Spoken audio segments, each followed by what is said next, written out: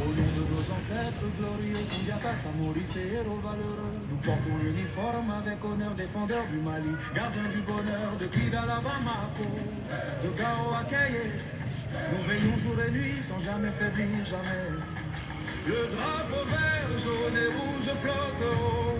Nous sommes les lions, les invincibles guerriers du Mali. Le courage coule dans nos veines. Nous sommes la force souveraine. Guerriers du Mali, nous sommes debout, prêts à tout donner jusqu'au bout. Pour notre terre, pour nos enfants, nous sommes les soldats vaillants. Guerriers du Mali, fiers et unis, rien ne peut briser notre pays. Avec le sang, la sueur, la foi, nous protégeons le Mali, notre roi. Dans le désert brûlant où la forêt danse, nous avançons toujours avec vaillance. Chaque mission accomplie est une victoire. Chaque sacrifice écrit notre histoire. Nos frères tombés ne sont pas morts en vain. Ils vivent dans nos cœurs, ils guident nos mains. Leur mémoire nous donne la force de continuer, de protéger cette nation qu'ils ont tant aimée. Le courage coule dans nos veines. La victoire sera malienne. Guerriers du Mali, nous sommes debout, prêts à tout donner jusqu'au bout. Pour notre terre, pour nos enfants, nous sommes les soldats vaillants. Guerriers du Mali, fiers et unis, rien ne peut briser notre pays. Avec le sang, la sueur, la foi, nous protégeons le Mali, notre roi. Nous ne reculons jamais face au danger. Nous avançons, disciplinés, déterminés, organisés. Les forces armées maliennes ne plient pas. Du Sahel aux frontières sud, nous sommes la muraille, l'amplitude de notre force et notre bravoure. Le Mali est en sécurité pour toujours. À nos généraux, à nos commandants, à chaque soldat. Saya kau seni baru, orang kau seni jafai. Mereka bela diri kalau cuma ada hijau kalau anak kulit hitam dia kata bela diri. Besar memiliki kredit, itu orang pakai bilik sen. Ini kira apa ada musuh wajib ada mana presiden apa kan, apa kan. Jadi événement munde sala kan beaucoup de choses et caman de bɛ yen olu ka kan ka sabati cogo min na ko se ka don sira la cogo min na n y'a daminɛ ni tajiko ye tajiko kɔnɔna na fɛn caman de b'a kɔnɔ waati ne yɛrɛ ka sɛgɛsɛgɛli la a yira k'a fɔ ko tant que état ma a ye moyen employé a bɛ ka sɛgɛsɛgɛliw kɛ cogo min na olu bɛ bɔ tajiko in na mais tiɲɛ na maliyɛn jogo tiɲɛna ka se yɔrɔ la bi maa si tun tɛ maliyɛn dɔn ni olu bɛ an kun ma se gɛlɛya dɔ de la o de y'a to an kɛra an sugu dɔnna bi kɛrɛnkɛrɛnya la bamakɔkaw ne balimaw dɔgɔkun kɔnɔna na an ye sɛgɛsɛgɛli dɔ kɛ fɛn min ye tajiko ye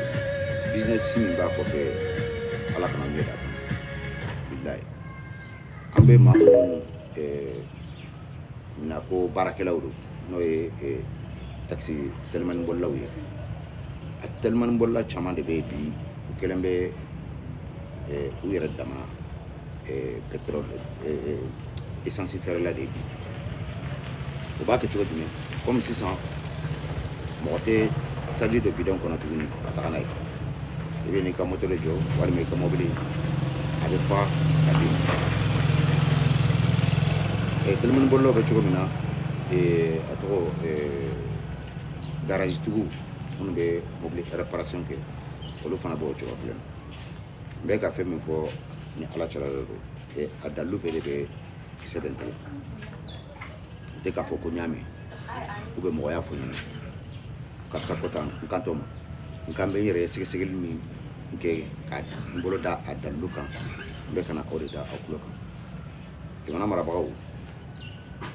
n b'a dɔn station caman bɛ yen a ye militaires bila yen polisiw b'a yɔrɔ dɔ la walasa ka transparence don kow la nka hali bi a ye dɔ fara kan a b'a dɔn a telimani bolila caman de bɛ yen ani a garage tigiw telimani bolila ninnu ka réservoir ye 10 litres de u bɛ taa jɔ lakɛ la a mana kɛ heure o heure ye u bɛ lakɛ kɛ u bɛ u ka plein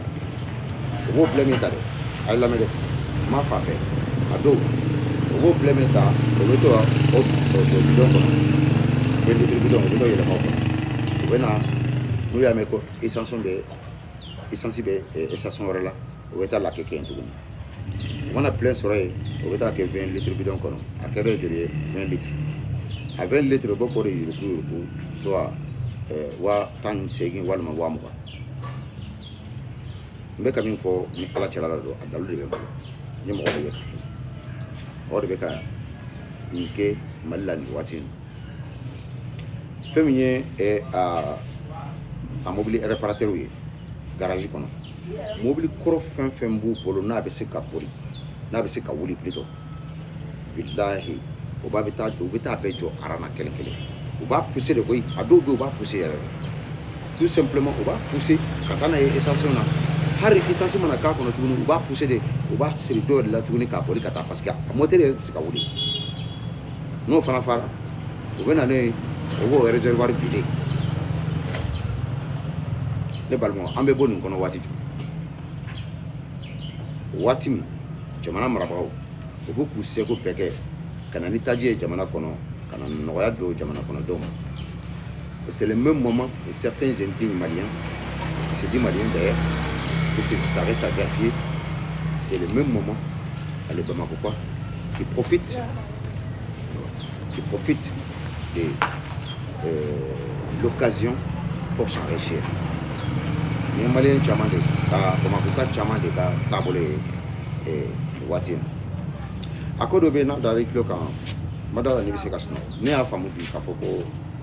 Assimi général Assimi président de la République n kɛra sababu ye ka a kunsigi jɛya n y'a dalilu sɔrɔ bi kunnafoni fitinin minnu b'anw bolo depuis a nalen jamana kɔnɔ n ye kali ala la i tulo tɛ se ka don a la abada k'i bɛ hami jamana in ye jamana in n bɛ niveau kan k'i bɛ se k'i da ka sunɔgɔ et pourtant olu bɛ fɛn kalama min ka bon min ka girin ka tɛmɛ anw bɛ min kalama o tɛ maa si tɔ hadamaden sawura la la raison pour laquelle a ye général Assimi ye waati kɔnɔ et pourtant c'est les mêmes générations que nous et an bɛɛ bɛ âge kelen de la n m'a fɔ kɔrɔya ye sijɛ ye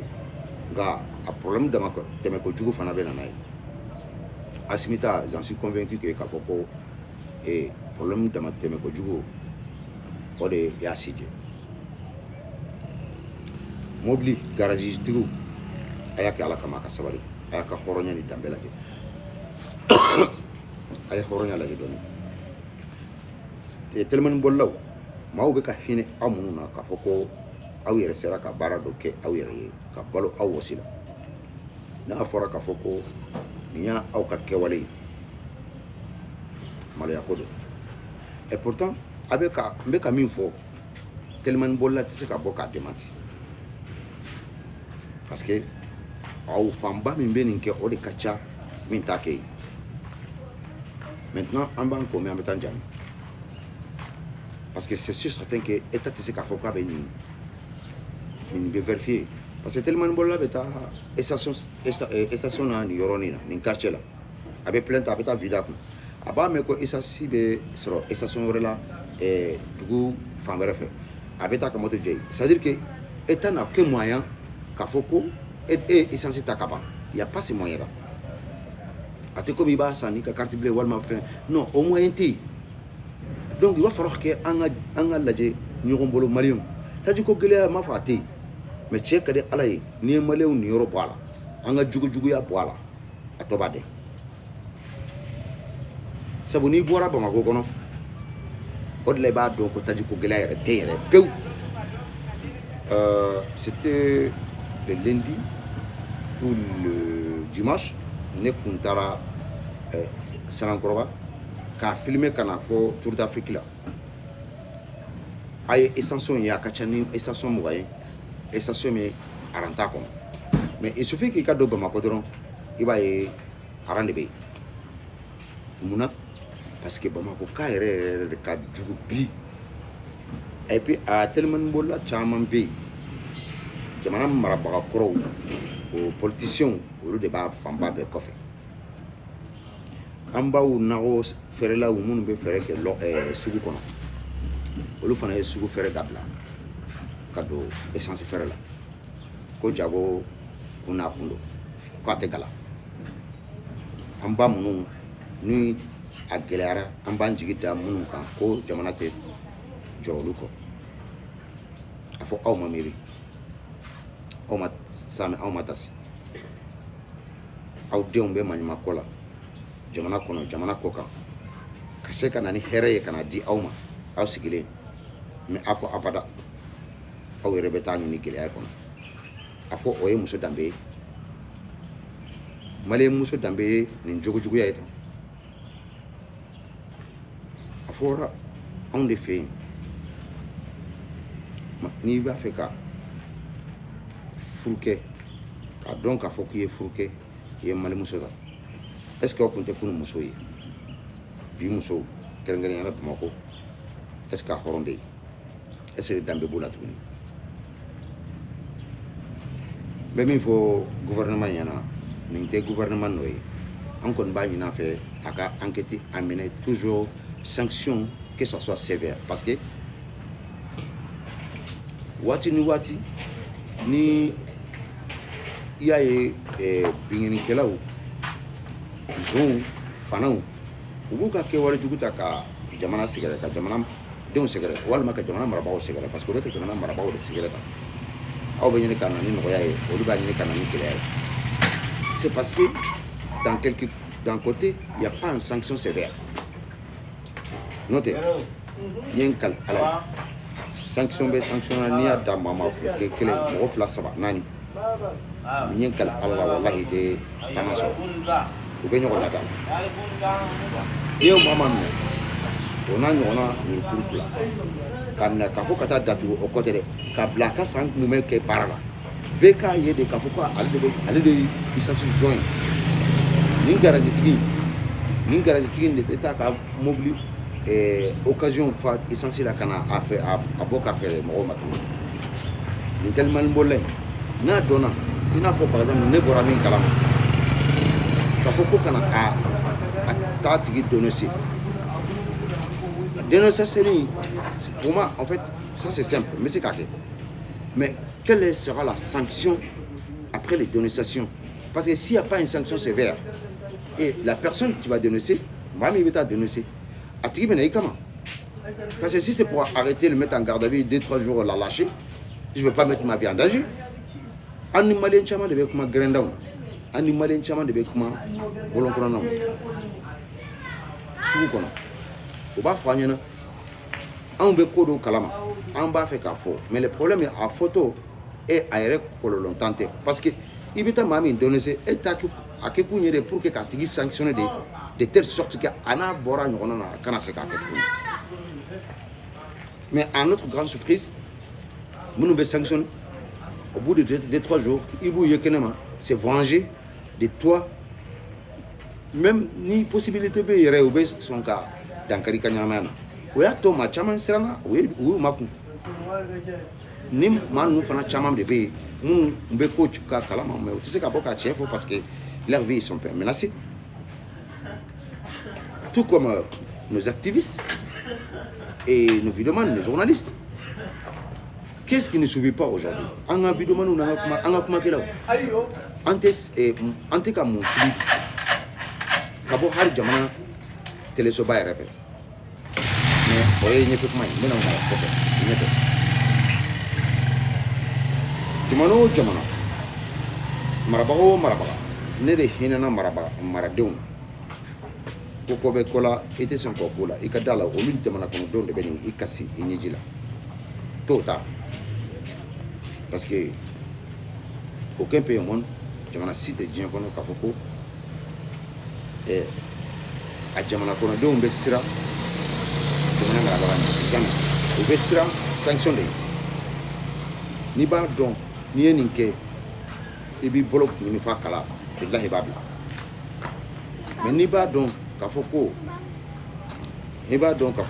mana nin kɛ fɛn fɛn b'a kɔfɛ o ye yafa deli walima o n'a ɲɔgɔnnaw hali mana sanctionné c'est quelques jours voire quelques mois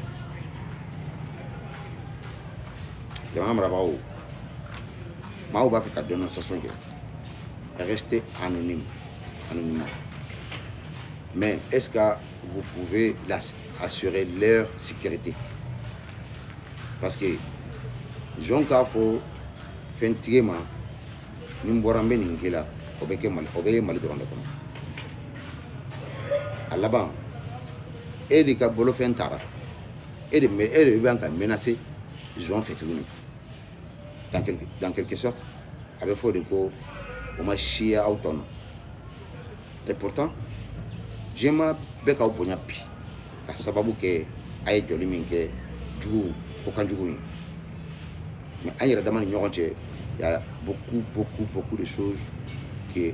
on est en train de tolérer qui ne doit pas être toléré fɛn caman de bɛ an bɛ ka an sen da kan an bɛ ka a ɲini ka yafa ɲɔgɔn ma an man kan ka kɛ mais en tout cas o ye ne ka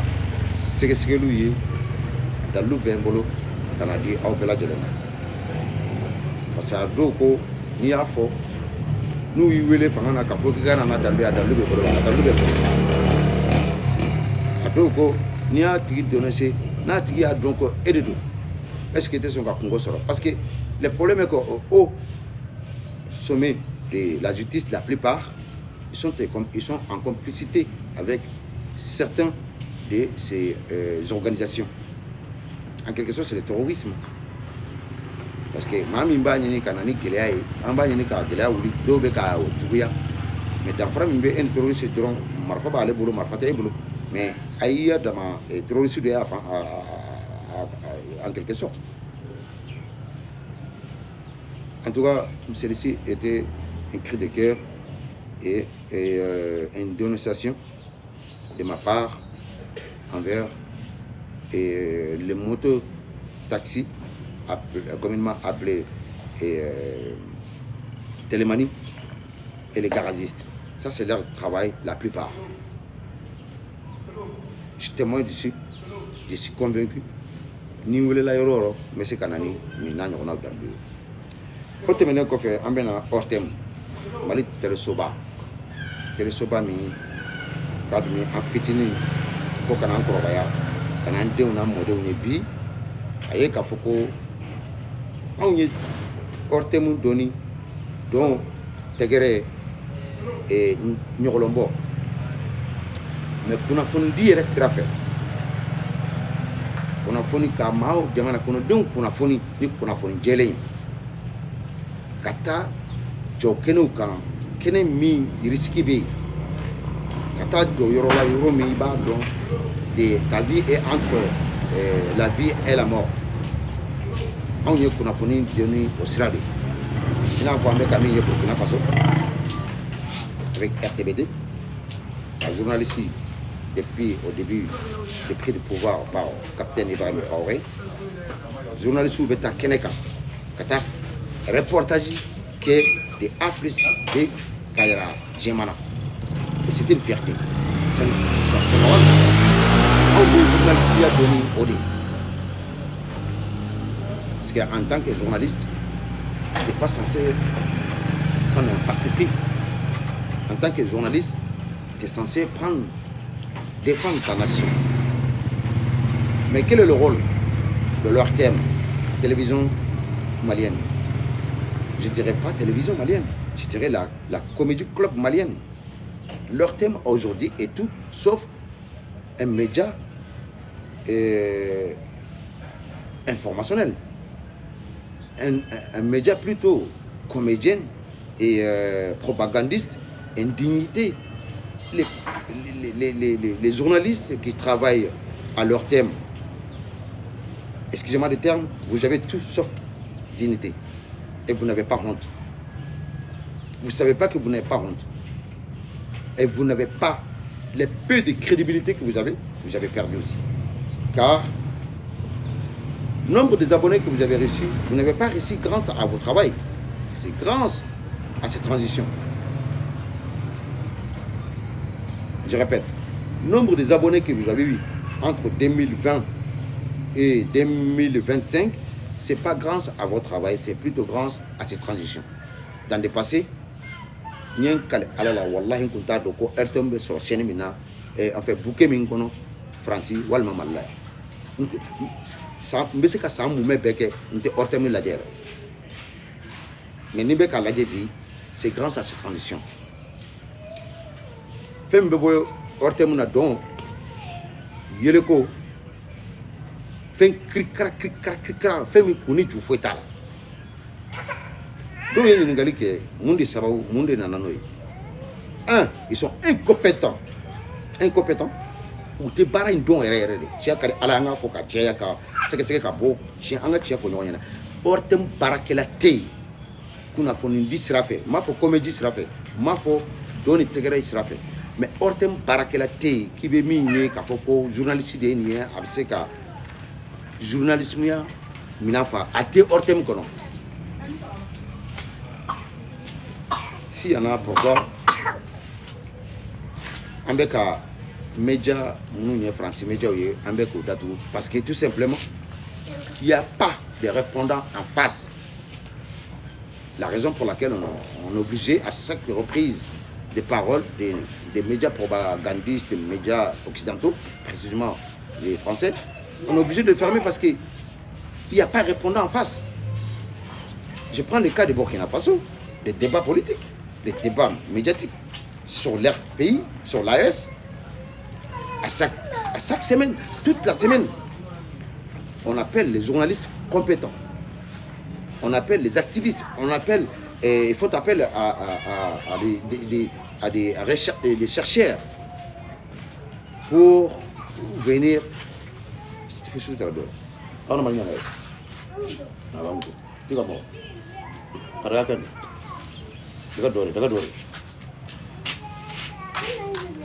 On fait appel à tout. Vous voulez des plats, journalistes, activistes, vidéomanou, et Ninkela ou Mamou, c'est mi. Vous voulez des plats, Nimbema, Kasse Kana, ou Hakina for Jamana, ou Angola, Ani, Galomin Taraka, da Burkina, Walma, Aesila, ou Beboko, ou Da, ou Beboko, Dakineka. Ou Folia, Aflana, Iba ye Burkina Telesol. Muguni qui se tient là, n'est pas le monde. BBC Kata a recherché que Ichubuka. Burkina Telesol, journaliste de Bengouli, Muguni qui se tient là. Boum Bechi, nous n'y tirons ton yard. Ou Bidjino le mi, nous n'y tirons ton yard. Ah oui, en temps de tout près là, mardi qui a, mardi il y a eu un événement, comment ça s'appelle, salon de armement qui a eu lieu au Mali. Il fallait qu'il y ait un journaliste, tu as l'impression que c'est des ministres, tu as l'impression que c'est des rois. Il veut faire un la force journaliste. À Donia tout là, à Malo tout là, à Horonia tout là, dans le contexte. Nous devons voir comment Djema, qu'on n'a pas fait qu'on a fait une immense rôle. À quand la vidéo, on la met, à quand la met. C'est parce que dans quelque sorte, à part donc, à Foko, on de la mène de Katen, à part donc, Maléon, Danam de Maléon, Boloka, on a ta Auka. À part donc, Horonia, ni Dambé, Bimbe, Auna, Atlantique Tabolo. Donc, 600. On est les ici. Ani Jamana Djougou Mbenyorona, quand on a ni Kenemana, non, au Tekede, Abenaïke, Kele, qui go Auni, j'ai out à Pugna Mire, Athéna se Kodeke, avec les Nessé en démassé. Abat donc à Foko, en boité, femme Menkam. Anganaka, Ani Genio, Jema Benyorona, Anya Dama Benyorona. Au drone de Sababu Kama, Ambeka Kodoeka, Agnès Waka.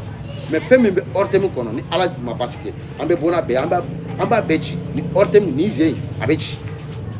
awa koron ni barakela munu be barain donc na bu se dema o lubena ke bara o lubena ka barakono ortem na désormais tolérance zéro. En tout cas que ce soit sûr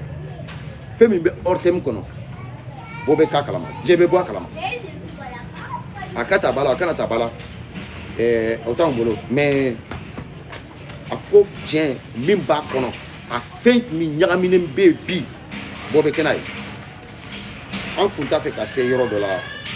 ka sababu kɛ ko dɔw ye parce que ni maa bɛ jɛ i ni hɔrɔn ka jɛ nka an y'a ye bi aw tɛ hɔrɔn ye aw tɛ danbetigiw ye seulement a t'a ka baara dɔn a t'a kɛ cogoya dɔn a tɛ k'a kɛ a kan ka kɛ cogo min na o bɛ taa baasi ye dɛ maa minnu nana ka na relais ta ko aw dɛsɛra ka fɛn min kɛ an bɛna jɔ k'o kɛ ayiwa diɲɛ b'a mɛn fana diɲɛ b'a ye au lieu de féliciter à ces personnes par votre égoïsme a ka juguya n'a ka hasidenya kama a ma sɔn k'o kɛ dɛ a bɛ fɔ de k'a fɔ ko a b'aw dénigrer allons-y an ka taa fɛ nka a bilanta bila a b'i ni filan de cɛ n'a dabɔra min na jeliw n'o tigi ma bali parce que a kuma fanba n'an y'a fɔ k'an to jamana tɔ kan a ka kuma ye de n'i ye den ye mali kɔnɔ a bɛ sa bɔ a b'a dɔn ko ne bɛ mali dɔn ma deli ka n da don ɔrtɛmu ko la abada ni m'u dɛmɛ ni ma kɛ sababu ye k'u dɛmɛ n tɛ kɛ sababu ye n kɔni tɛ kɛ sababu ye k'a fɔ ko k'u lɛbɛ mɔgɔ caman y'a reproche ka an na munna an tɛ ɔrtɛmu an tɛ cadre munna an tɛ fɛn f'u ma le 18 janvier 2025 boliba min kɛra Paris a b'a dɔn ɔrtɛmu aw de ye ne wele cɛ min bɔra ɔrtɛmu n b'a fɔ bi de sinon wallahi ma deli ka d'a ma le 18 janvier boliba min kɛra ɔrtɛmu ka kɔ 18 janvier ye faransi kun ye an ka denw dɔw Kadiatu Fofana ni Malick Konatew sara ka taa république ka yira k'a fɔ ko an bɔlen CEDEAO kɔnɔ a bɛnnen tɛ africain ma a bɛnnen tɛ CEDEAO jamana kɔnɔdenw dɔ ma c'est ce qui est leur droit sauf que o y'a kɛ ni faransi de ka hakilina ye 18 janvier o kɛra samedi donya dɔ fɛ n bɛ tanti arama fɔ yan a ye organisation renforcée ka wuli ka jɔ sabati an y'a message lancé ka ta nation place de nation jusqu'à république a don o donni kelen nin kama ma hakɛ min kun bɛ yen a ka ca 20 000 personnes estimation selon les statistiques a fɔra ko ça va de 25 à 26 000 personnes et il faisait froid glaçant i kun tɛ se ka hali bolo bɔ o donni kelen kama j'ai filmé du début jusqu'à la fin c'est-à-dire que des places de nation jusqu'à la république mais i b'a dɔn a ko jigilatigɛ ye min ye ɔrtɛmu de bɛna ne ma tuguni ne ka ja ɲuman mun n ye dɔ kɛ ni live ye n ye dɔ kɛ ni filmeli ye ni appareil ye ko téléphone t'a fɔ tɛ dɛ n ye min filmé ni ja n ka appareil ye qui est beaucoup plus fiable en fait beaucoup plus clair o de cɛ o de image ka ɲi ni téléphone ta ye ko o de ci olu ma sabu ko téléphone image n'a bɔra télé la c'est à dire que olu de bɛ sugandi kɛ ne de ye filmeli kɛ saratu n'u cɛ foyi tɛ n'u cɛ jamana yɛrɛ kanu kama wallahi billahi n ye alien cogo ne donna n ka so il était 21h non pardon il était 20h parce que a tigi ko ma maa min ye wele n b'a tɔgɔ to tɔgɔ la bi mais ɲɛfɛ n bɛ bɔ n'a ye a tigi ye wele k'a fɔ ko u b'a fɛ k'a latɛmɛ Mali 20h information na a ye kuma lamɛn dɛ c'est à dire que ne ye filmeli kɛ ni appareil fila de n bɛ live kɛ ni dɔ ye appareil dɔ in o dabɔlen don image fɛngɛ de kama ka tigɛ et k'a fɛngɛ et n y'o de lance n y'o o image ka ɲi ni téléphone ta ye kelen a filanan o image n'a téléphone ta n'a tɛmɛna télé la a image tɛ se ka kɛ comme i mana min kɛ ni appareil normal ye et n y'o de ta u y'o de exiger k'o de ɲininka i n'a fɔ n bɛ baara k'u bolo de walima u bɛ ka image in san de c'est à dire que u dɛsɛra ka fɛn min kɛ an y'o kɛ baasi tɛ dɛ mais olu de bɛ y'a sugandi tuguni Timani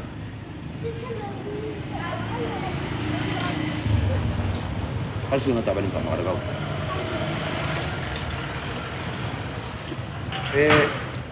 ne t'u bolo baara la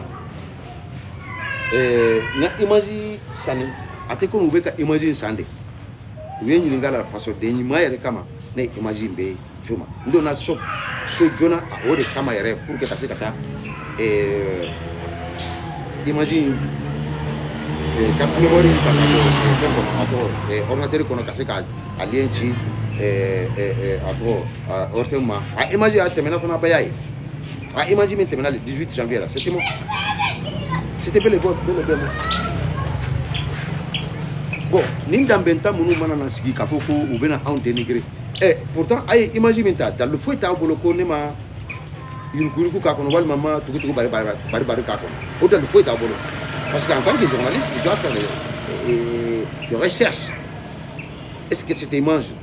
et on a bien vérifié avant de passer, mais l'image est passée, il y a envoyé Tchugomi, oui à la temete. N'est-ce pas galondo, allez bon aïe. Quand faut combien il faut galondo. Agnona Dieu.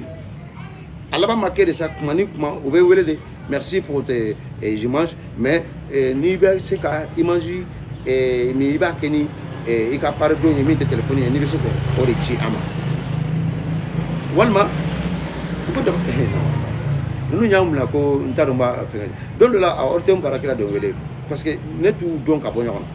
seulement au Beka adresse email comme Bembolo à Famba ni nous me contacter là au adresse email Bembolo parce que en BFN nous qui normalement adresse email tellement que vidéo nous d'occasion et tu l'envoies le lien en fait tu l'envoies par adresse email et oui Robert doit kata à télécharger et ensuite pour récupérer ado bi wele de ko événement be Francine ndugo na nibese kata afirmer ndugo mais est-ce que nous ba do kapote le du bolo ba le du kabarade ado be wele tisika hari téléphone mais kanya tellement que nebe barakon mais c'est pour montrer que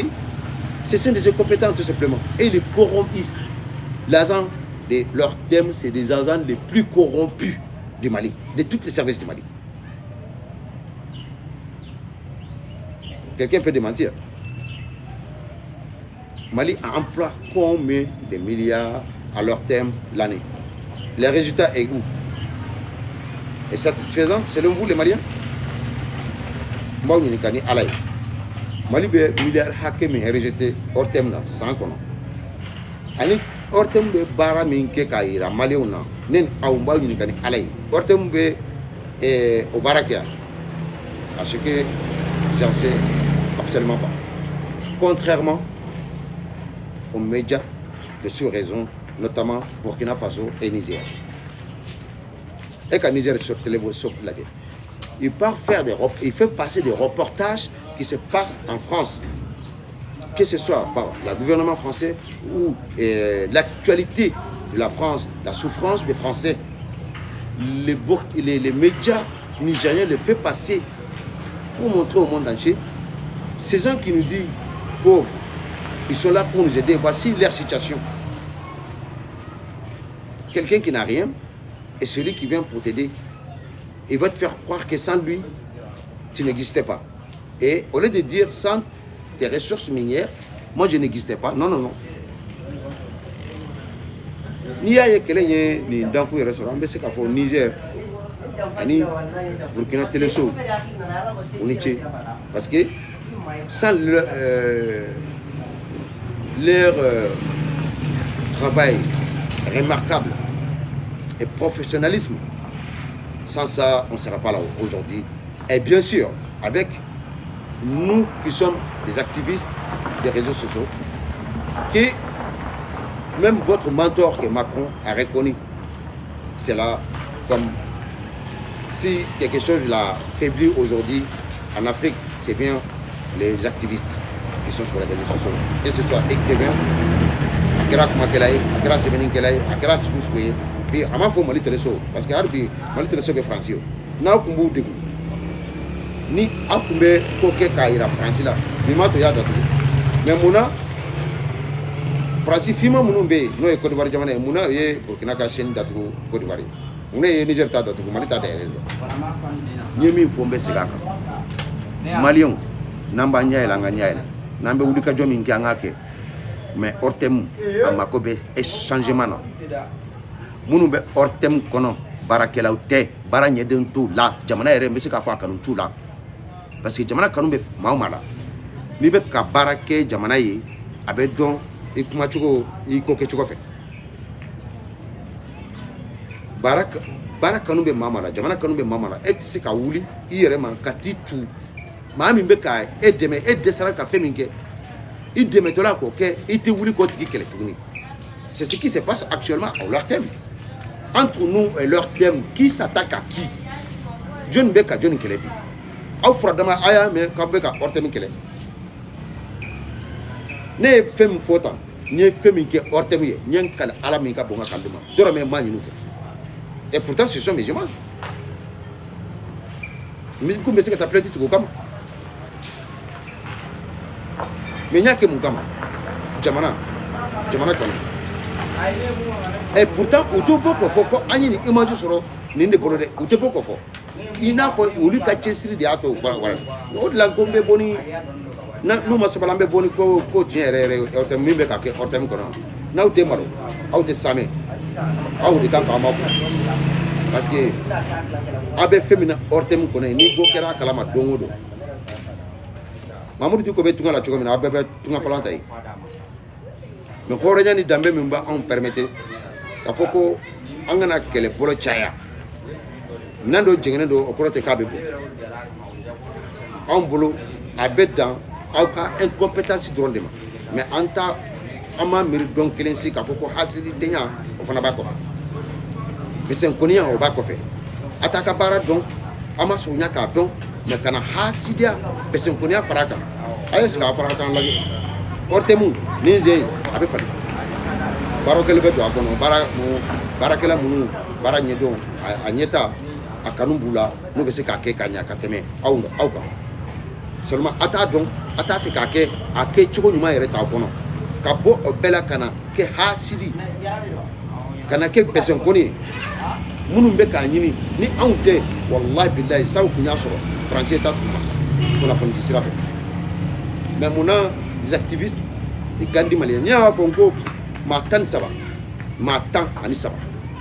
maliyɛn ani 2 de bɛ diaspora la kɔfɛ mais a tɔ 11 bɛɛ bɛ Mali kɔnɔ yan u ka vie menacelen don journaliste ba dɔ de ye nin kuma in fɔ ɲɛna ko k'a da a tigi yɛrɛ kula et pourtant a y'o journaliste minnu fɔ Mali kɔnɔ ani a activiste n'a vidéomaniw a cité min bɛ sɔrɔ hors thème na a kelen tɛ yen liste de bɛ n bolo maa 17 a kelen tɛ yen min bɛ sɔrɔ hors thème na c'est parce que vous ne gênez pas en quelque sorte mais u ye 13 min cité n'u liste bɛ n bolo n'u ka vie bilalen don en danger bi olu bɛɛ bɛ réseaux sociaux de kan a dɔw ye journaliste ye a dɔw ye vidéomani de a vidéomani de ka ca n'a bɛɛ ye a kumakɛla de ka ca réseaux sociaux kan n'a bɛɛ ye mais hors thème maa kelen t'a la min bɛ se k'a fɔ ko i bɛ se k'a fɔ ko ah nin bɛ ka fɛn de fɔ min bɛ digi faransi la a kelen tɛ yen dans quelque sorte i b'i yɛrɛ ɲininka est ce que hors thème ni faransi tɛ bɛnbɛn bɛɛ la Mali kama wa parce que ka kunnafoni dɔn ka ban k'a fɔ jamana kɔnɔdenw ye et ils en complice n y'o de fɔ ko anw ma kɛlɛ fɔlɔ an ma surunya k'aw kɛlɛ mais an ka taa n'a ye a ko tiɲɛ an bɛna bange Maliens bɛ bɔ a kalama mais sauf tout que nous restons silencieux à votre indignité, à votre incompétence. En bolo a bɛ dan a ka baara dɔnya a tun bɛ don o dɔrɔn de ma mais kana a ye kana fɔ ko aw de ye bɛsɛnkɔni fana ye ka ɲɛsin minnu bɛ ka jamana dɛmɛ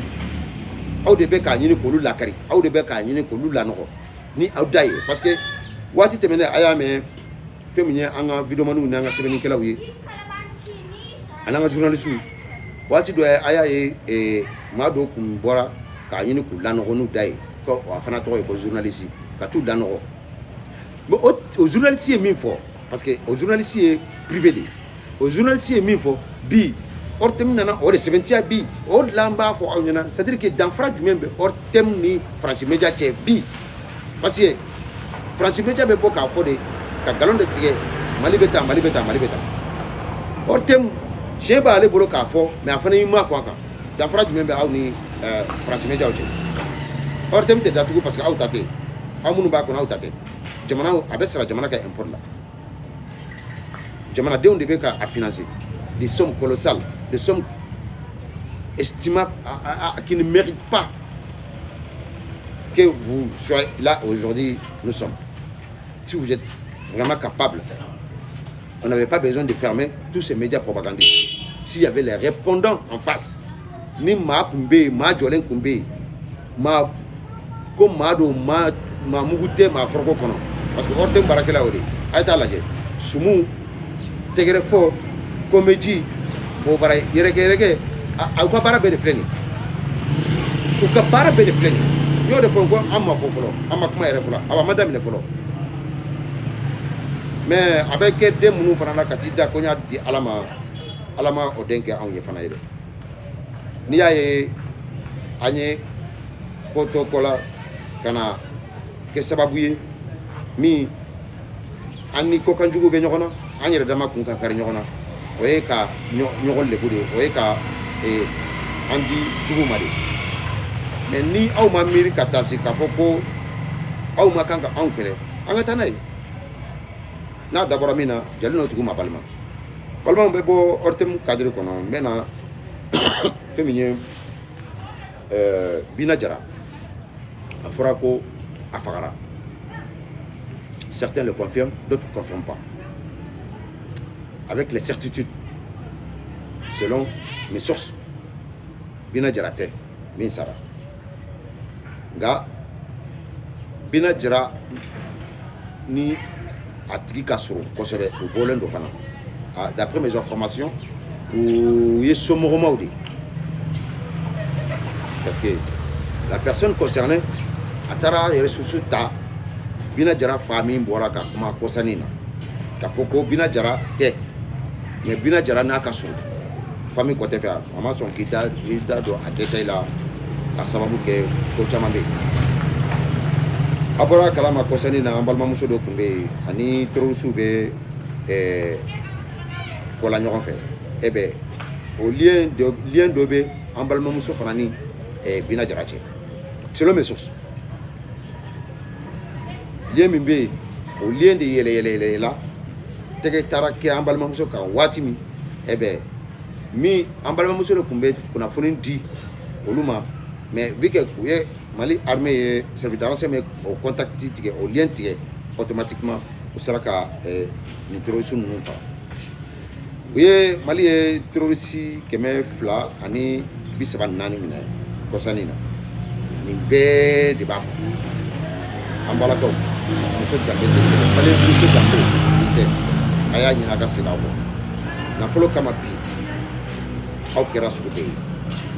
Mali akoro ka dabali bankoro mais avec quelque chose ma ni e bonyana kalamo marami kono ni e nye bora mara wɛrɛ fɛ ka fɔ ko o de ka fisa ni e ta ye i fa ni maa wɛrɛ fa bɛ ɲɔgɔn na i fa de fisa ni fa ye e tɔgɔ manden o tigi de bɛ wele ɲamakatanden olu caman de bɛ kɔ kan jamana kan bi o caman de bɛ jamana kɔnɔ n'u bɛ ka jamana kɛlɛ n'u ka fɛɛrɛ n'u ka dɔnko ye i n'a fɔ Etienne Fakaba Sisoko Malik Konate Kadiat Fofana Omar Marko Mamoudou Diko Mamoudou Dajjal o n'a ɲɔgɔnnaw caman a n'a wahabiya denmisɛnnin minnu bɛ Bamakɔ yan n'u b'a ɲini ka fitinɛ don jamana kɔnɔ. Mes chers amis, mes chers internautes, celle-ci était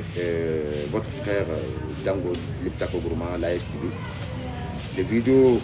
que vous voyez, l'entièreté de ces vidéos se trouve sur mon page YouTube Liptako Gourma officiel et vous pouvez aller et rechercher, abonnez-vous et commentez et partagez. Alaka jamana kisi, alaka jamana konodenw kisi, alaka jamana marabagaw kisi, a yɛrɛ ka denkolon ma. N b'a fɔ a ma kunnafoni tɔ tile kɔnɔ n'a dabɔra min na an na o da ne ni aw a bɛɛ lajɛlen kulo kan. Wasalamu alaikum.